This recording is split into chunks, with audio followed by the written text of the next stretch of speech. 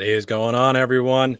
Week 3 started off with a very interesting Thursday night football game, and over here on the GR Weekly Show, we're going to break that down. Some unfortunate injuries happening in that one, as well as 6 or 7 games. We got a game we got to circle back on from our Wednesday show. But as always, 3 days a week, I'm here talking to you guys about fantasy football. I'm Matt McCarthy, Senior Redraft Analyst for Gridiron Ratings. And here on the GR Weekly, we're going to be breaking down all the fantasy football goodness.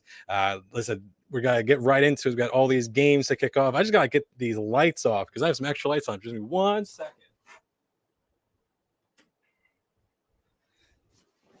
All right, so now we can actually start the show because I got all these lights past my camera that was bothering me on. So we got to start off with this Thursday night football game. Carolina and the Houston Texans. Carolina wins 24-9.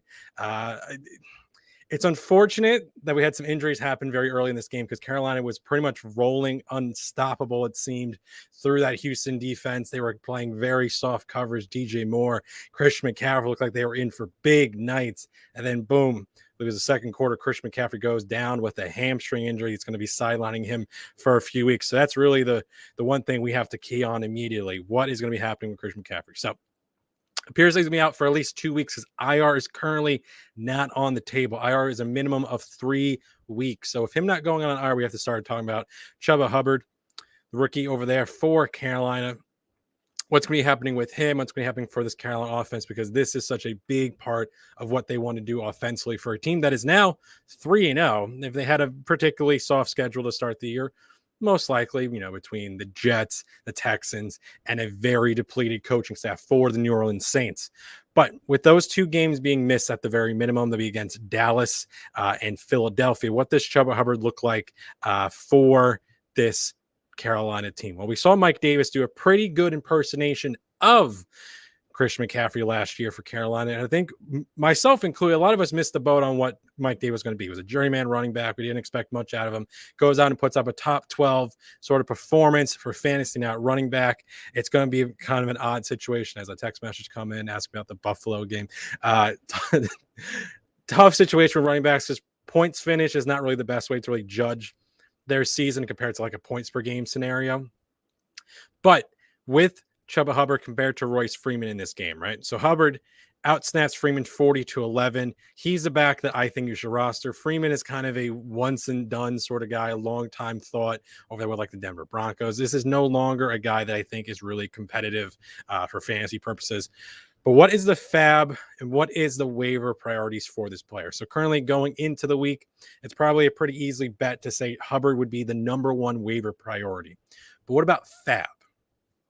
We saw with guys like Elijah Mitchell where a lot of people spent a big amount of fab money on players in situations they thought they'd be getting in line to get a heavy amount of touches. Carolina still uses their running backs. We see even with Davis last year, he was getting a very heavy workload. He was playing a ton of snaps, very few games. He was playing under 60% of the snaps. So if we can look at guys like Davis, we didn't think was a particularly good talent. We can look at Hubbard and say, what is the fab recommendation? Well, I can't tell you what your fab recommendation is because for me, if you are going to confirm start him for 1 or if not both weeks, and again, longer if McCaffrey misses more time, spend up what you think you need to get that guy into your lineup so you can get a win.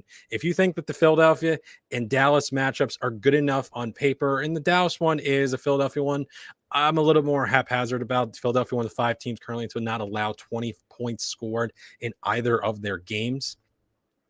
If you believe Hubbard is a good enough player to get into your lineup and you want him to be a starter for you, spend as much as you think it is to go and pick up and buy wins. Now, not every week is going to have terrible running matchups like they do this week at running back. And it's strange. I was actually one of the highest rankers on Hubbard going into the contest. I was a little worried about, we heard McCaffrey having some cramps. Maybe he'd be missed some time. I didn't expect a situation like this to play out. There's another player I'm going to pat myself on the back for the ranking, but it would not be the Hubbard one. But really, it's going to be a sort of an issue here. I can't tell you how much you want to spend on him because it's going to be up to you. If you're not going to play him 15%, 20%, but you throw into your flex. But for some people, they're in dire straits already with running backs and they need to get guys into their lineup. So if you're one of those teams, if you weren't a guy who spent up big on Mitchell and you still have a lot of fab left, you can go and drop 50% of your fab on Hubbard if you think that's a guy you're going to be starting confirmed for at least 1 or 2 weeks, and he's going to help you think get to a win in those matchups. So go ahead and do that if you deem necessary. I also don't think Sam Darnold's going to have 2 rushing touchdowns like he did in this game. But we got to talk about what he's doing with his receivers. DJ Moore is a guy we can have good confidence in. I was a little too early on Moore. Moore last year, I had as a top 10 preseason receiver. Well, he's looking like the guy we wanted him to be last year because Robbie Anderson is not involved in this offense. With DJ Moore being hurt at one point late in the game and McCaffrey being out very quickly as soon as he went to the sideline, went to the medical tent, he was ruled out almost immediately.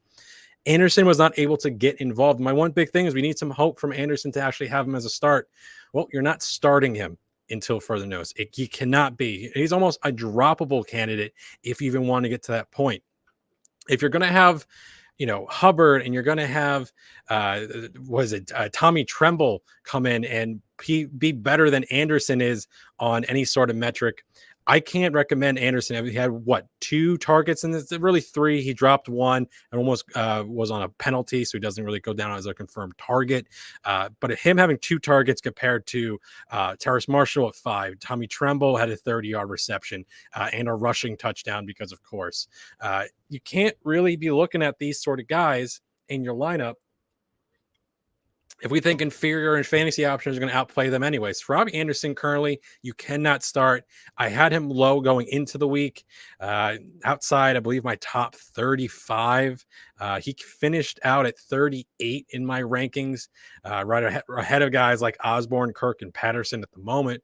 But now, obviously, I hope that those guys are going to outscore Robbie Anderson because the 2 points that he produced for you, that's just a very telling sign that when they needed him to be any bit involved in the game where they lose McCaffrey and Moore is banged up, he still doesn't get in on the action. And again, at the point that was in the game, this one was pretty handedly settled out. But otherwise, it's just really unfortunate. Anderson is just not doing anything with the extension that you get in the preseason. I believe it's going to happen sooner or later. I just don't particularly know when, and you can't trust it right now. Moving on to the Houston side of the ball. Davis Mills in a situation where he was thrown in there with 3 days or so to just learn what to do at the NFL level as a starting quarterback for this team with Tyrod Taylor out. Deshaun Watson, I believe they said on the broadcast, he is confirmed to pretty much not be playing for the entire season, so we can put that one to rest. But Brandon Cooks, that's once again his favorite targets. He's a top 24 receiver weekly going forward, basically on volume alone. He's a very excellent receiver. He's done this for multiple teams. And once again, it's going to be a volume situation with him. He is going to be a player you can have with confidence as a wide receiver 2 or even better because he had a very good performance here without even finding the end zone. Mills, he was gutsy, is a word to use for him, stepping up into contact, trying to do his best. He was under duress the entire night. I heard something like 12 or so quarterback hits, 4 confirmed sacks. It seemed like it was more. I was a little surprised when I saw just 4 sacks on the stat board for the Carolina defense in this.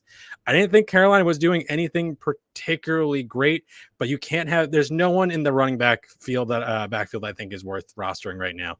It's a mess. They're not effective. If any of them gets traded to another team, I think that's the best thing we can kind of have happen for us in the fantasy world. But right now, there's no one I'm recommending on a weekly basis out of the 3 of Ingram, Johnson, and Lindsey.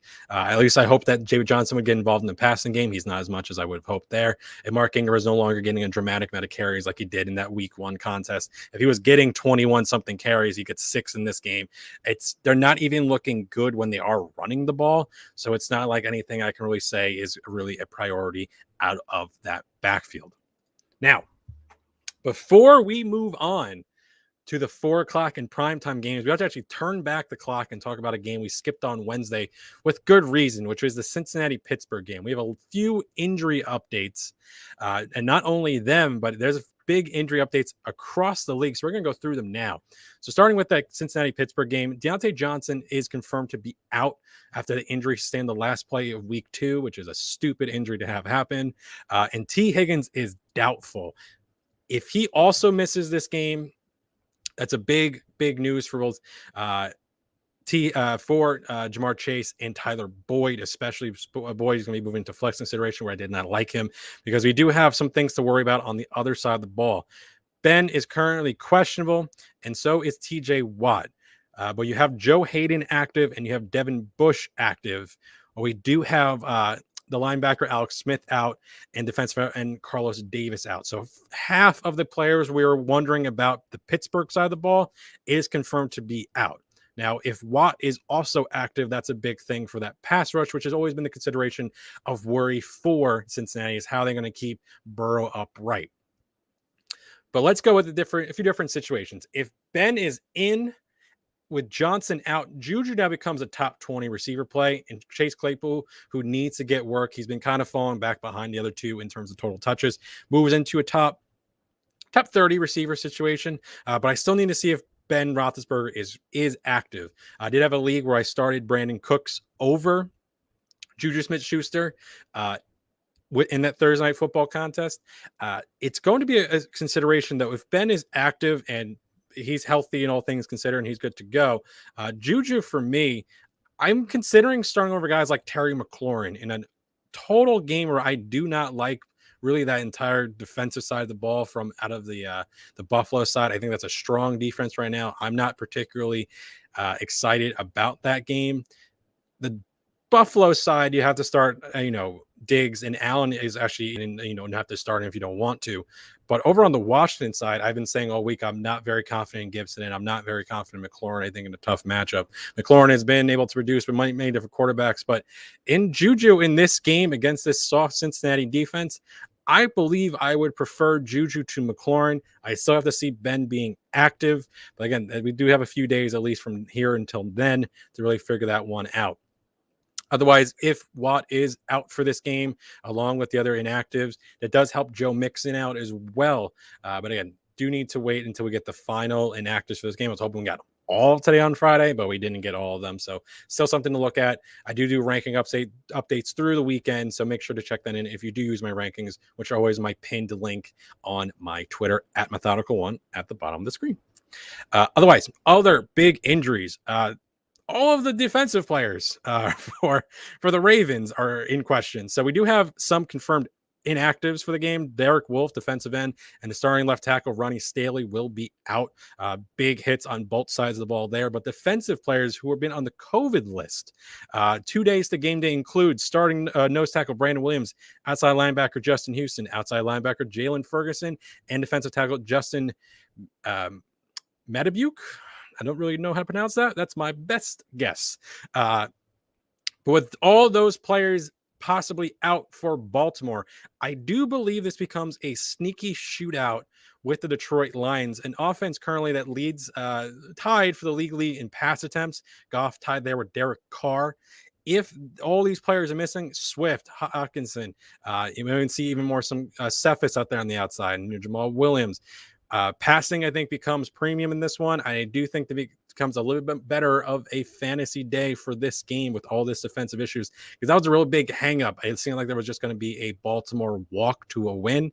But if they have this many defensive starters out, that then becomes, I think, a very good fantasy game one way or another. We weren't really particularly worried about the Baltimore starters, but if it becomes an even better day with Detroit trying to up-tempo this game, I believe that's a good fantasy game in the making. Also, we have Oda Beckham Jr. is finally starting. So he's good to go on Sunday. Top 36 receiver for me. I'm being a little bit cautious with him. I don't even know if that's a little too high of a rank. I'm actually going to take a look real quick and see what do the other rankers have him. So real quick, I have him with wide receiver 33. Not everyone has updated their rankings probably. The highest ranking I'm seeing is in the 20s, but most of the rest of the people who are actively ranking him between 33 and 40, 44 or so, with some down here in the 50s and 60s. Whether or not that's been updated to date is to be something of notice. But between, high 30s to low, low 30s to low 40s is really what you'll be looking at. So something of note to keep there. But if you have Odell, if you want to start him as a flex, I think is the week to do so. I do think this is becoming a better passing game situation in this Chicago-Cleveland matchup.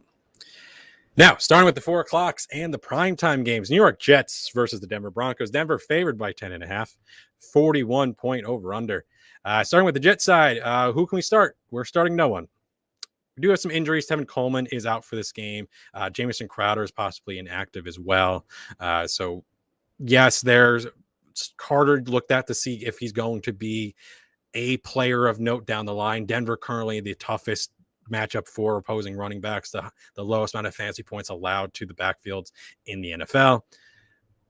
Something of note, my whole notes for the Jets was start no one. So I'm trying to do a little bit of something so we get every team talked about for at least more than 5 seconds. But I have no one of confidence I want to start on the New York Jets side. Over to Denver, though, one big thing, Cortland Sutton, and just a ton of air yards. I believe he's leading the league in air yards right now. So that's something nice to see off of a player that we had some hesitation after that week one disappointment and the issues coming out of the preseason for his health. But he's good to go, and we're going to be starting him. We're just hoping that the New York Jets keep this game competitive or don't allow him to score or any other people to do so. So Sutton is in for a big game, we hope, in the top 20 in my ranks. Running backs. I'm still leaning Gordon to Javonte Williams. If this game gets the real garbage time status, I'm really curious to see who handles those touches. Both have 4 carries within the red zone this season, but neither has seen a carry from inside the 5-yard line. So it's not like we're even seeing who's like in the real money spots for those. Because like a carry from the 20 might as well be a carry from the 45. That doesn't really matter. But a carry inside the 10 yards, inside the 5-yard line, that's what we're really talking about. Big running back production. That's why when we talk about players like Jonathan Taylor, who's currently 0 for 7 from inside the 5, that's a big deal. When you're getting to that premium a spot on the field and you're not scoring, that's when I have an issue.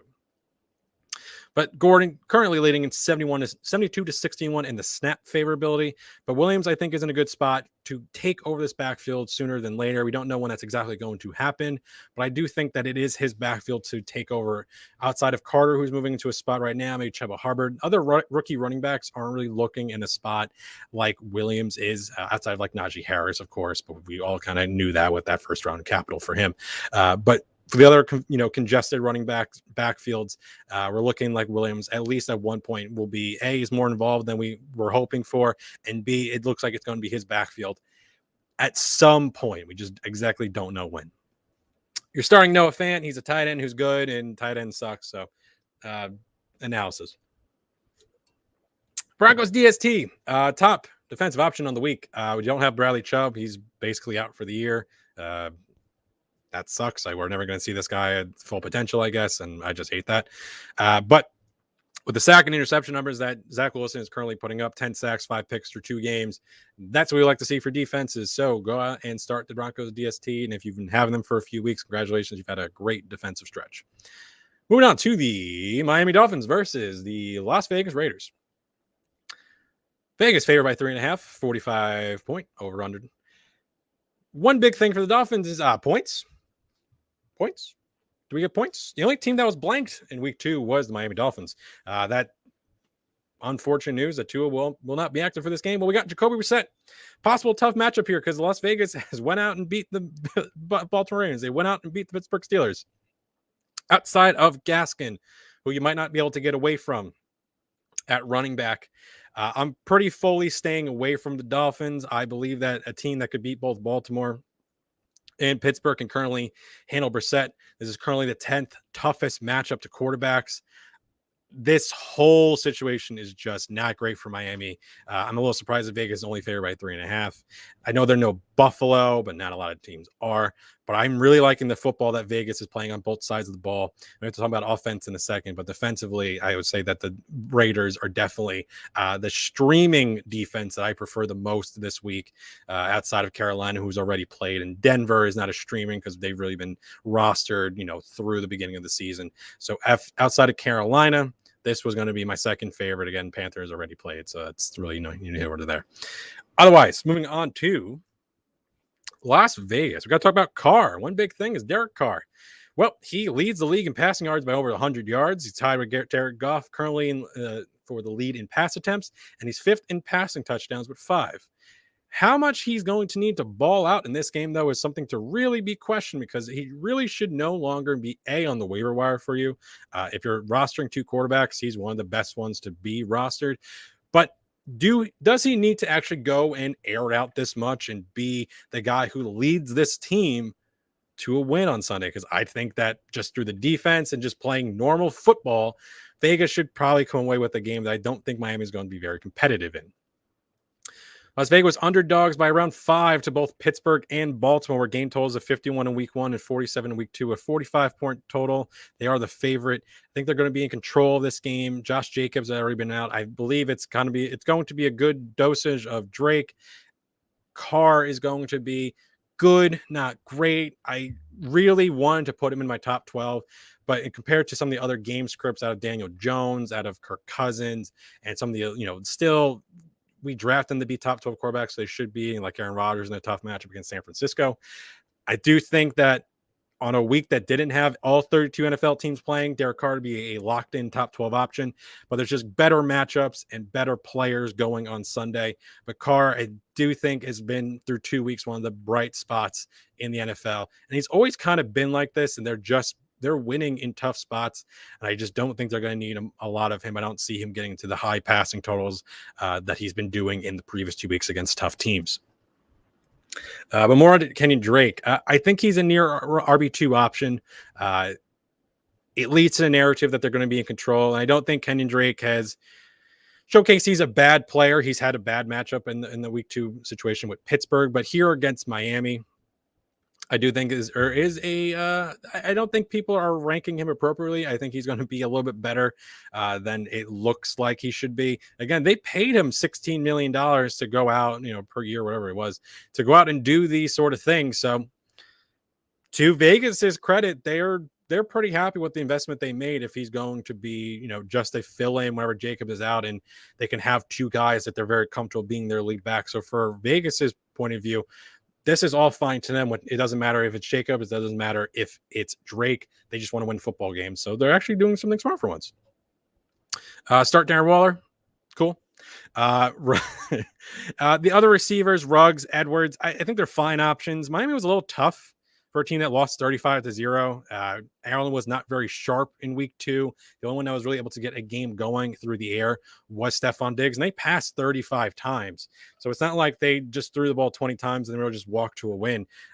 Miami was playing some pretty solid defense through the air. So I don't think Ruggs and Edwards are going to have the big plays like Ruggs had in week 2.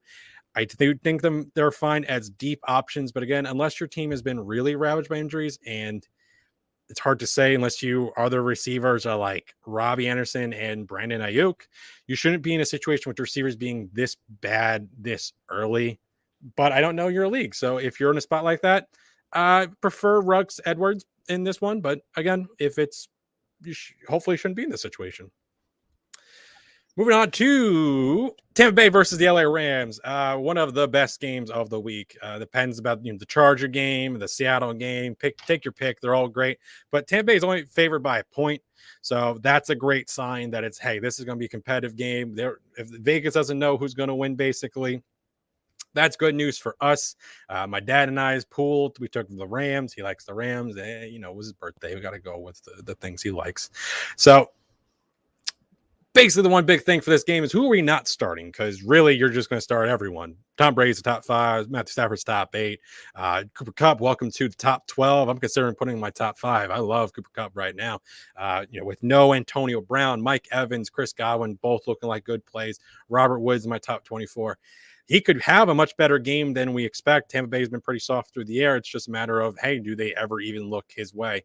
Cooper Kupp, my definite favor of the 2 right now. Higbee and Rob Gronkowski, top 12. Rob Gronkowski, again, tied with touchdowns in the league with Aaron Jones' big Monday Night Football performance at 4. But so who are we not starting? It sounds like I didn't name any running backs, and that is correct. I'm not starting the running backs. Darrell Henderson has not been ruled out for this game, but he is a game-time decision. Sonny Michel, I don't believe would be in a good spot either against a dominant run defense in Tampa Bay Buccaneers. When you have the Dallas Cowboys basically say, hey, we don't even want to do that. And Cordell Patterson and Mike Davis doing different things or doing stuff through the air. They're not the traditional running backs, but Henderson and Michel definitely more in line with normal rushing type players. I'm not looking to have them in my lineups at all, which then leaves us to the Tampa Bay side. Fournette is my favorite running back in this game. That's not saying much. Currently beat out Ronald Jones last week, 31 to 26 snaps, but a touch rate of 48 to 27%. So Fournette is a top 30 running back for me. With look at my expression on my face. That's we're going to be an audio only, not audio only. We're going to be an audio format soon. So I guess I can't say just look at my face, but it's ooh. That's my expression. Top 30 running back, man, not optimal choices for any of these running backs in this game. If we see them lean more to Fournette's side, right? So Jones only plays six snaps in week 1, falls behind Fournette in week 2. If they flip-flop and it's Jones over Fournette again, then I just don't want to play any running backs on this team ever. But if Fournette has a definite advantage over the 2 in touches and snaps, then we're starting to say, okay, at least they're trying to have Tom Brady likes Fournette more than Jones. He has his boy. He wants Fournette to be on the field with him. Great. Giovanni Bernard is still playing around like 10 snaps a game. He's not a factor right now. Until Rob Gronkowski possibly slows down a bit and doesn't have a million touchdowns, it's hard to say what the running back's going to look like, because I was kind of expecting to put Giovanni Bernard on the field alongside possibly Jones or Fournette again. For the preseason, it was Ronald Jones is my favorite.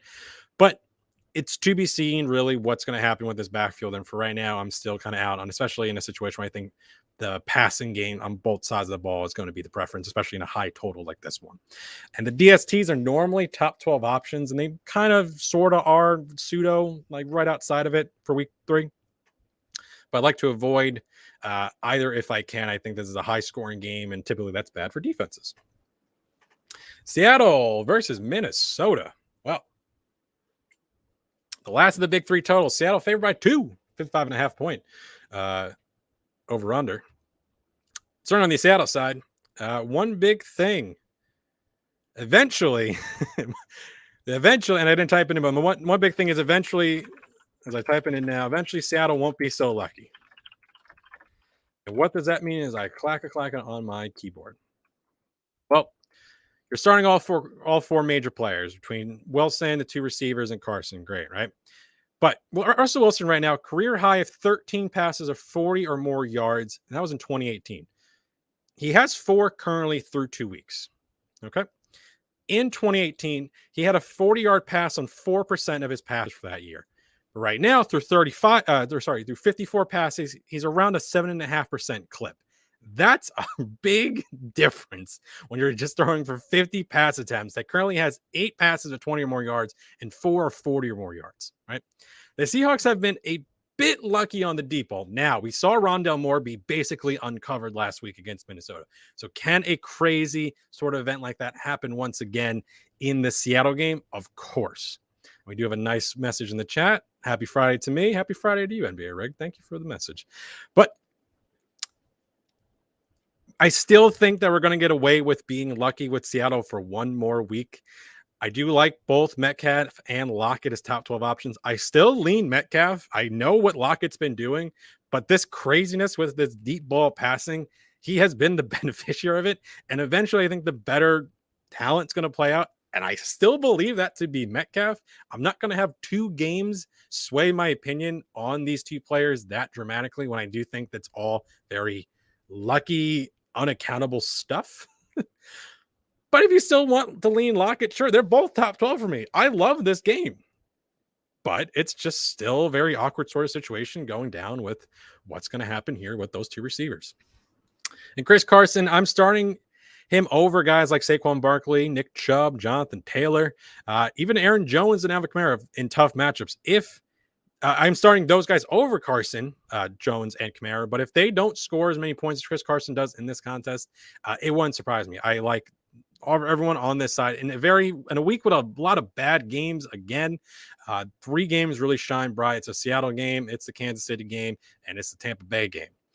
So, and Gerald Everett, he's top 15 for me, but it's a very risk reward situation with more risk than reward, I think. Tight end is what you think of it in a high total game like this. If you're not very comfortable with your tight end option, balking to a player like Everett, if you're not happy with possibly the matchup for maybe Robert Tonyan or maybe for Logan Thomas over in that Buffalo game, I think those are better players than Everett, but maybe eventually something goes his way. And he did score in week 1. Then he follows up with like 1 catch in week 2. But if you want to go that route, I don't fault you for it. Moving on to Minnesota, one big thing is undeniably has to be Dalvin Cook. I have to talk about him. Has not practiced all week. Might be out for this game. Now, if he is out, we got to about Alexander Mattison, which I would think is an excellent spot start in week 3. I don't like running back. There's a lot of tough running back matchups. You have David Montgomery over there against Cleveland. You got Joe Mixon over there against Pittsburgh. And you got Antonio Gibson over there against Buffalo. I'd start in full PPR him over all 3 of those players.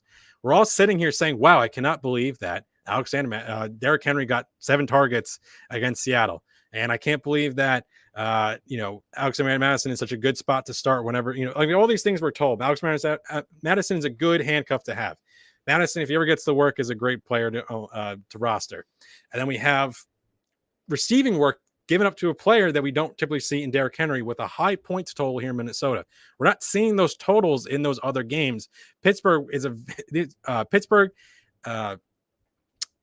Cleveland, and Buffalo are some of the top 7 in fantasy points allowed, in yards allowed. These are bad running back matchups. So for me, if we're going to go with the soft matchup and the high total in Madison compared to running backs who are better players, these are better players. But a lot of what happens with running backs is just opportunity and scoring. So I'll take the game that has a 50 or points more total.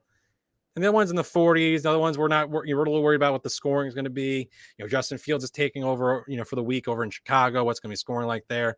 I don't really like the Washington game against Buffalo as a tough defense. It just seems like if Madison is a plug and play, I'm pretty confident in. Now, Dalvin Cook has not been ruled out for this game. And from what Zimmer's saying, head coach for Minnesota Vikings, he sounds pretty optimistic about him playing.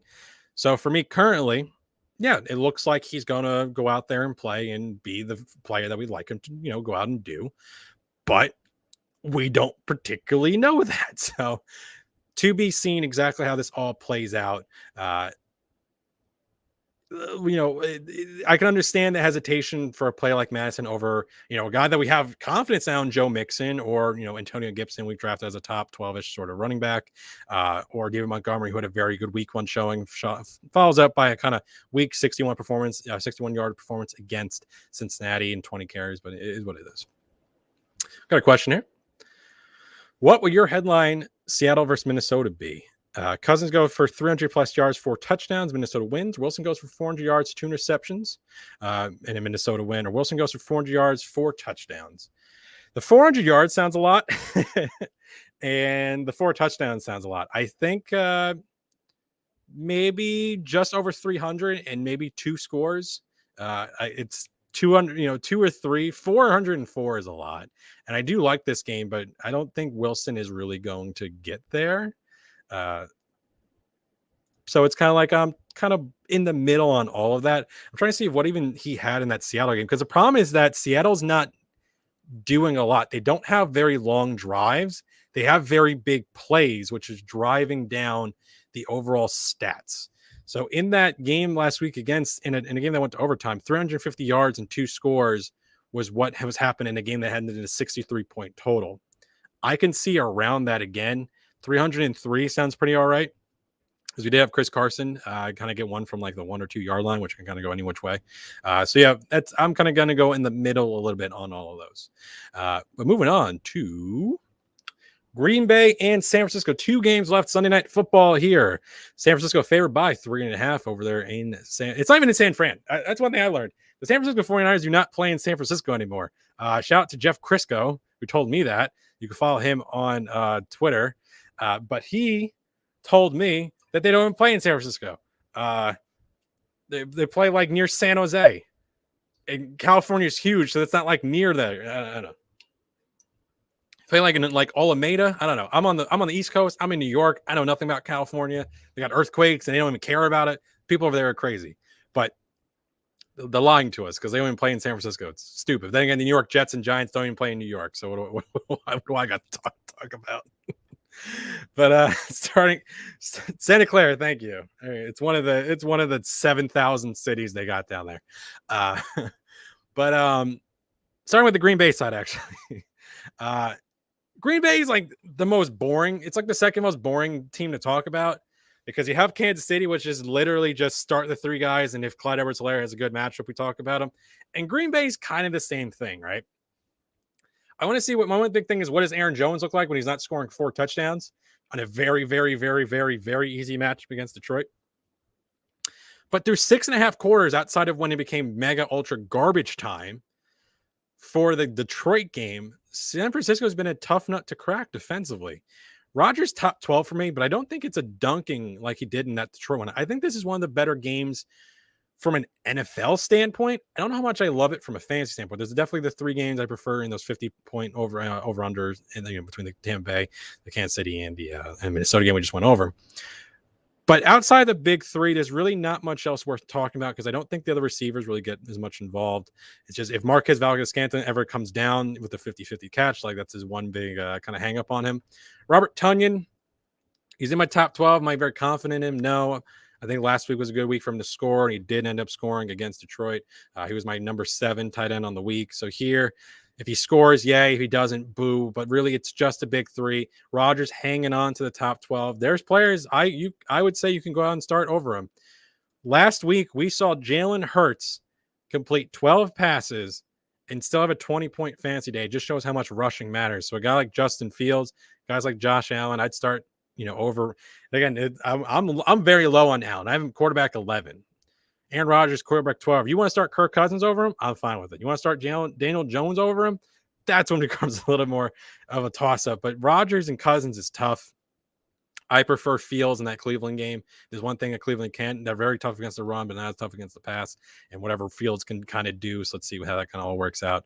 But, man, Rodgers, I don't think is going to be the exact same player he was in that Detroit game.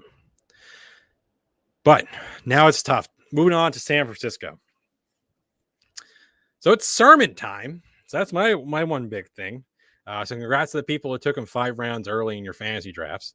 But with Mitchell first, it was, quote, very questionable to now doubtful. It's apparently Sermon's job to lose. Now, Jeff Wilson's going to be active in a few weeks, right? They got all these other rando players on the bench now because Jermichael Hasty is also out for this game. So you got Jacques Patrick. I believe I believe that's how it's pronounced, but unless it's Jack, but it's probably the French pronunciation of Jacques. Jacques Patrick, and you have Trenton Cannon, who was signed. So it looks like it's going to be Sermon's job to lose, at least for week 3. Now, if he goes out and does well, I think in a situation where the one thing you can do, I believe, against Green Bay, is run on them. They've been not a good run team going back to last year.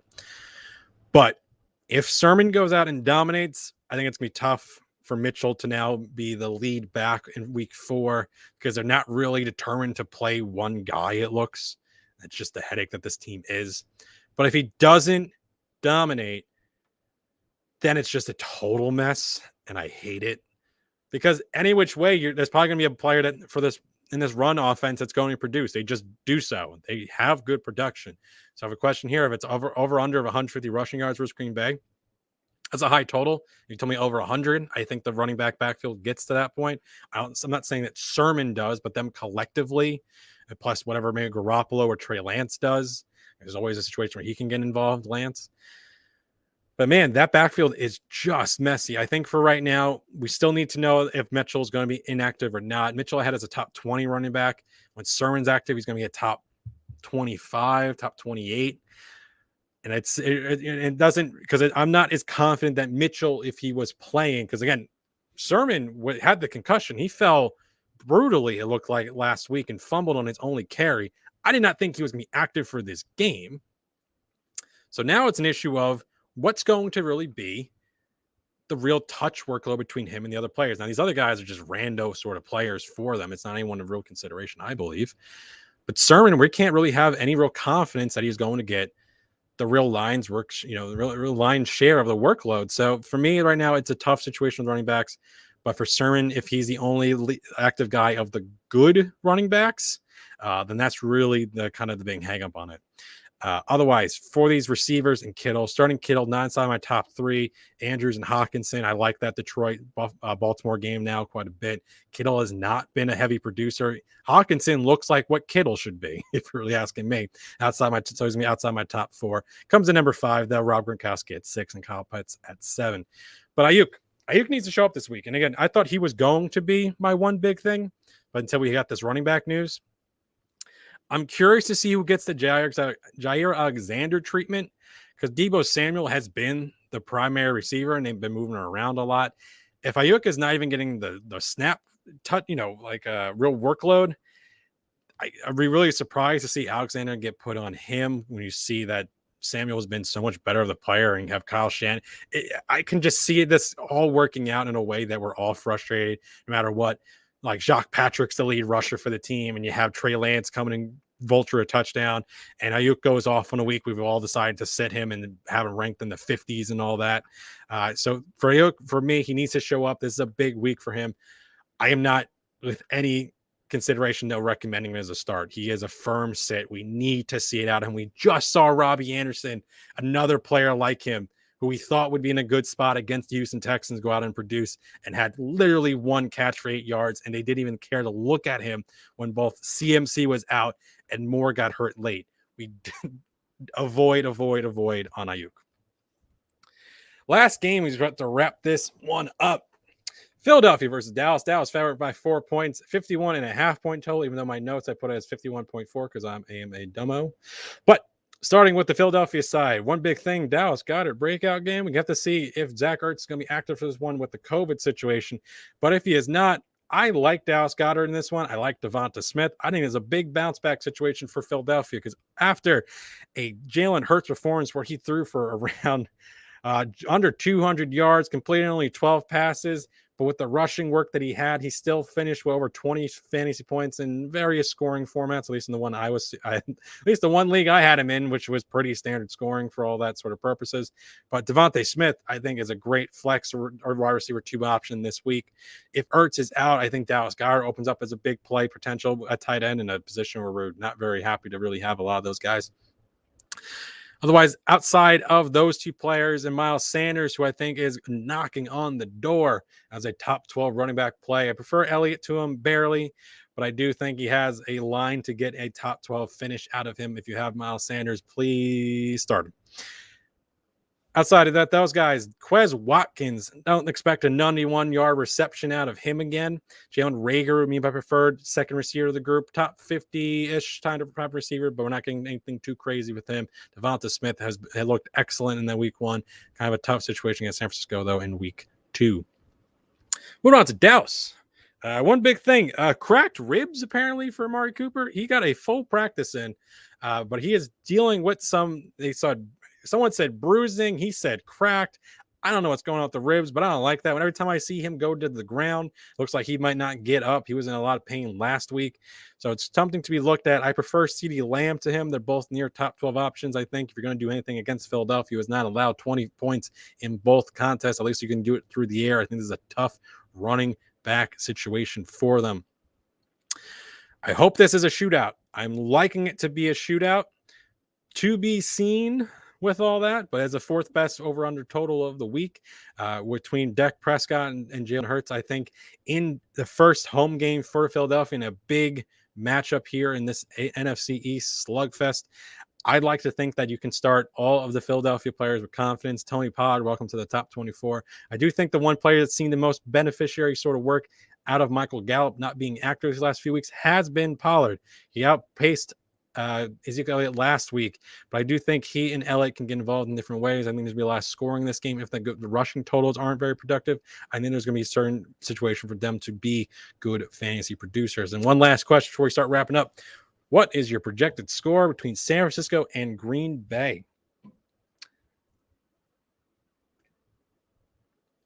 I think this is not going to be an extremely high scoring game. I can see like a 25-22, something weird like that, going the San Francisco way. I am leaning San Francisco, though. So technically they wouldn't cover in that situation. 3.5 point total. 3.5 point spread in San Francisco's favor. But yeah, 25-22. Let's go with that for for San Francisco. So I'm taking the under on that one. But that will wrap it up for us on GR Weekly. We got in under 50 minutes, which has been my goal to try and do with all these streams. But if you're liking what you're seeing, be sure to subscribe. Be sure to check out all the other shows. Monday, Wednesday, Friday, I'm here 7:30 p.m. Eastern, reviewing, previewing, doing all the fun stuff for GR Weekly. On Tuesdays and Thursdays, you got Getting Defensive. On Wednesdays at 5:30, I double up, and I'm going to have Off the Grid with John June. And on Saturdays, we got The Slate. Or Saturdays, Sunday mornings, one of the two.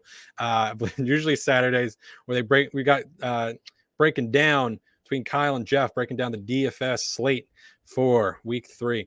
So with that, start wrapping up. We're going to be in audio soon as well. If you tune into the stream, thank you. If you watch the video format, thank you. If you watch on YouTube, cool. We should have Spotify, Google Podcasts, Apple, all that fun stuff coming soon. At least that's what the boss man Jeff tells me, and I just do what he says. But with that, I have been Matt McCarthy. And if this is the first time or last time that you spent your time with me, I appreciate it. And with that, good luck in your week 3 matchups, unless you're playing me. And hope we don't get any crazy games and crazy injuries like we had last week. I'm hoping for good football games because some of these seem like real stinkers. And with that, I will see you back here on Monday.